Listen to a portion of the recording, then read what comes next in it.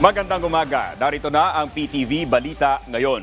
Pinag-iingat po ng Embahada ng Pilipinas ang mga Pilipino sa Cairo, Egypt at sa Lebanon.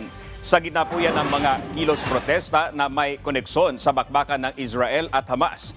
Pinayuhan din ng Embahada ng Pilipinas sa mga Pinoy sa mga nabanggit na bansa na huwag makilahok sa mga rally at iwasan muna ang mga matataong lugar o manatili na lang sa loob ng bahay kung walang mahalagang lalakarin.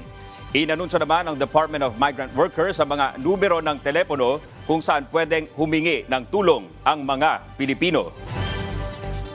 Nag-alok ng tulong ang Commission on Higher Education o CHED sa mga naulila ng 4 na Pilipinong namatay dahil sa labanan sa Gaza at Israel. Ayon sa CHED, bibigyan nila ng educational assistance ang mga kwalipikadong anak ng mga namatay na OFW. Sa ngayon ay inaalam na ng CHED kung ilan ang anak ng mga biktima na nasa kolehiyo at kung saan sila naka-enroll para magabayan ang kanilang regional offices.